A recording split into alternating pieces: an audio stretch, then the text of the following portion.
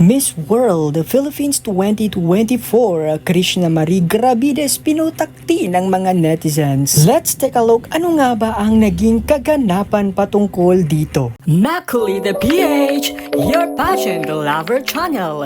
Mag-subscribe ka na!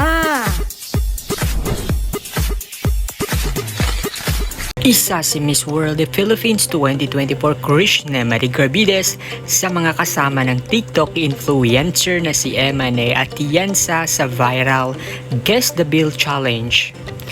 Pinutakti ng batikos ang nasabing video dahil umano sa labis na pagpapakita nila ng karangyaan habang maraming Pilipino ang nahihirapan sa buhay. Sa nasabing Guess the Bill Challenge, mapapanood sina Krishna at Emma na kasamang ilan pa nilang kaibigan na nasa isang birthday dinner sa isang mamahaling Japanese restaurant. Matapos silang kumain, naghulaan na ang magkakaibigan kung magkano ang total bill nila. Kung sino raw ang makakahula kung magkano ang total bill nila ay siyang magbabayad.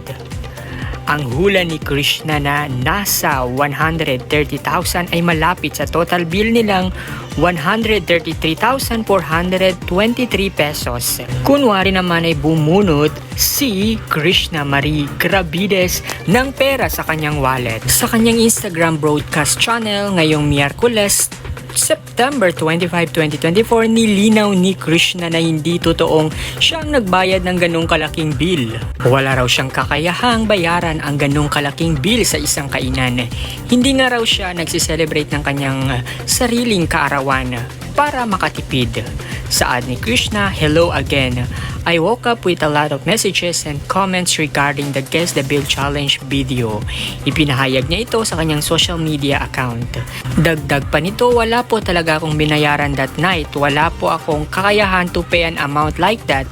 I don't even celebrate my own birthday to save money. Yes, lucky po ako sa hirap.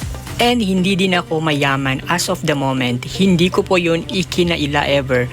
Dahil sa backlash, napagtanto raw niyang maging maingat na sumali o gumawa ng mga ganoong video.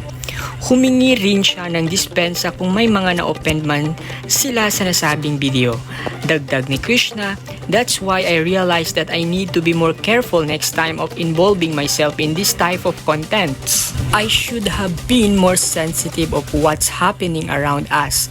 I feel bad that this issue blew up and I might have disappointed some of you." Muling nagpahayag si Krishna Marie Gravides sa social media para isaad ang kanyang hinaing.